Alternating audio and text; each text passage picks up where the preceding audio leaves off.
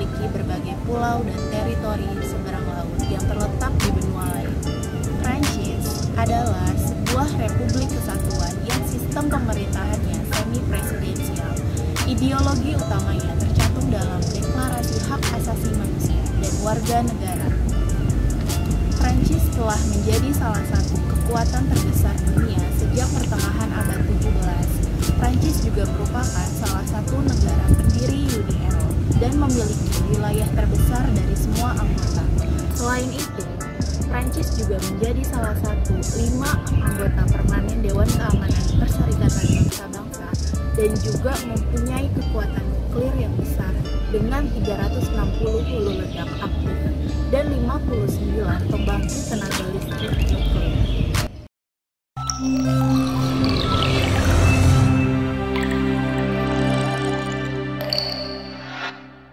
Sistem akuntansi negara Prancis. Prancis merupakan pendukung utama penyeragaman akuntansi di dunia.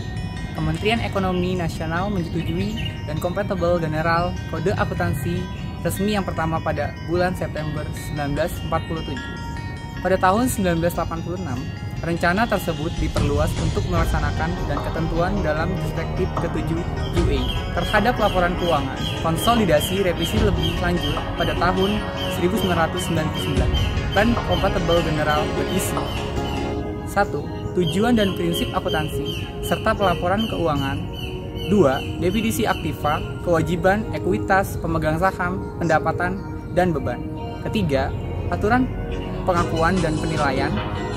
Keempat, daftar akun standar, ketentuan mengenai penggunaannya, dan ketentuan tata buku lainnya.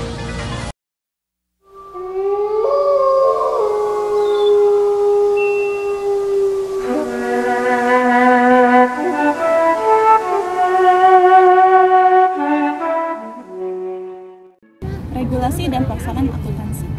Ada 5 organisasi utama yang terlibat dalam proses penetapan standar akuntansi di Prancis, yaitu Badan Akuntansi Nasional, Komite Regulasi Akuntansi, Otoritas Pasar Keuangan, Ikatan Akuntansi Publik, dan Ikatan Auditor Kepatuhan Nasional.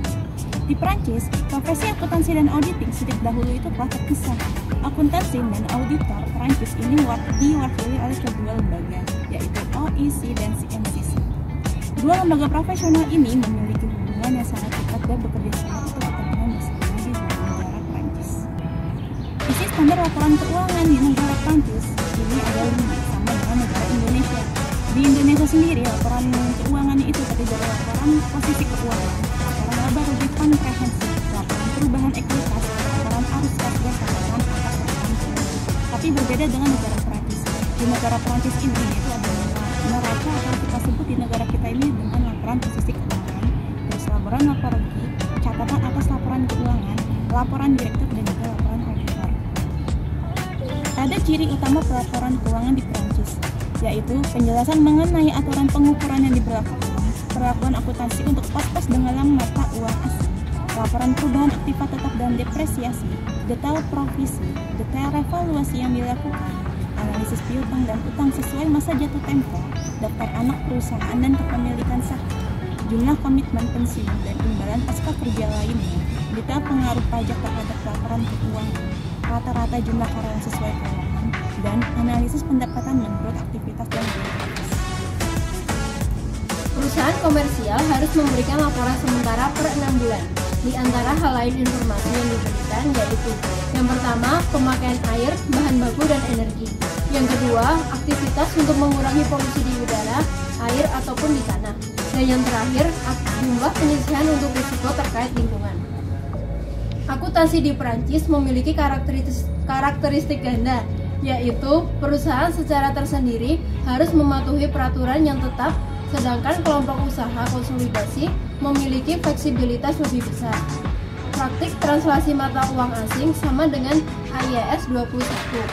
Aktiva dan kewajiban anak perusahaan yang berdiri sendiri ditranslasikan dengan metode kurs penutupan dan perbedaan translasi dimasukkan ke dalam ekuitas. The twinkle, twinkle, the twinkle. Ada 8 faktor yang mempengaruhi perkembangan akuntansi di negara Prancis. Yang pertama, sumber pendanaan. Pemberlakuan pembatasan jenis pemberian dana yang dilakukan di Prancis sejak tahun 1995 dengan melarang sumbangan dari sektor publik dan perusahaan swasta atau sumbangan asing. Yang kedua, sumber hukum. Prancis menggunakan sebuah sistem hukum sipil, yang berarti hukum berasal terutama dari peraturan tertulis. Hakim tidak membuat hukum, tapi mengartikannya. Prinsip dasar peraturan hukum tercantum dalam Kode Napoleon. Prancis tidak mengakui hukum agama ataupun keyakinan religius atau moralitas sebagai motivasi untuk penetapan larangan. Yang ketiga, faktor perpajakan. Perpajakan di Prancis ditentukan oleh anggaran tahunan suara oleh Parlemen Prancis, yang menentukan jenis pajak, dapat dikenakan tarif, dan yang dapat diterapkan. Di Prancis, pajak dikenakan oleh pemerintah dan dikumpulkan oleh administrasi publik. Mereka yang dikenakan pajak adalah orang-orang berkedudukan di Prancis, yaitu perorangan atau badan hukum. 4. Ikatan politik dan ekonomi. Politik Prancis ditandai oleh dua pengelompokan yang saling menentang secara politik. Pertama, sayap kiri, dipusatkan di sekitar Partai Sosialis Prancis, dan lainnya sayap kanan. Ekonomi Prancis menggabungkan perusahaan pribadi ekstensif dengan intervensi pemerintah substansial. 5. Inflasi. Laju inflasi di Prancis dilaporkan oleh INSEE Prancis. Laju inflasi di Prancis rata-rata 4,71% dari tahun 1958 hingga 2014. 6. Tingkat perkembangan ekonomi. Prancis menempati peringkat ekonomi terbesar kelima atau keenam menurut PDB nominal yang bergantung pada sumbernya. Menurut OECD, tahun 2004 Prancis adalah pengekspor barang manufaktur terbesar kelima di dunia dan pengimpor terbesar keempat di dunia. 7. Tingkat pendidikan. Di awal abad ke-9, semua gereja memberi pelajaran membaca, menulis, dan aritmatika dasar. Paris telah menjadi salah satu kota katedral besar Prancis dan mulai terkenal sebagai pusat pendidikan. 8. Budaya. Orang Prancis cenderung menganggap sikap ramah yang terbuka sebagai hal yang tidak baik dan kurang menyenangkan. Prancis memiliki skor individualisme yang tinggi. Mereka respek pada kebebasan serta tanggung jawab individu dan berpandangan bahwa segala sesuatu haruslah diperjuangkan sendiri. Individualisme tidaklah sama dengan mementingkan diri sendiri atau egois. Namun, individualisme berfokus pada tanggung jawab serta hak dan kewajiban individu.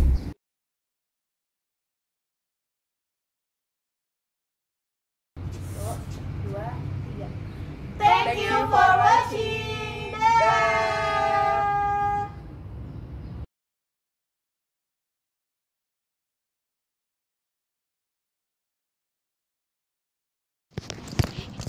Jasa properti ya mbak. Ini gue udah bawa berat, tas banyak banget dong guys. Bawa kipas nyonya besar. Nasib jadi anak properti, bawa kipas. Terlalu terang nggak sih? Ini Terlalu terang nggak?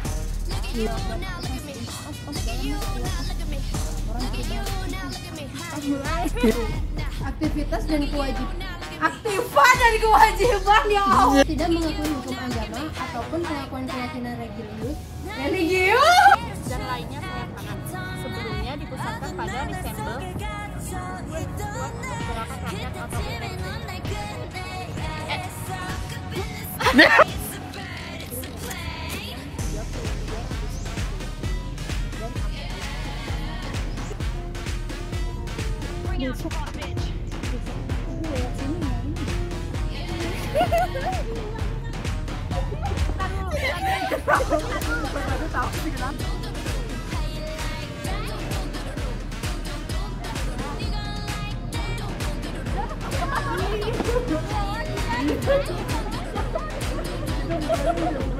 Thank you.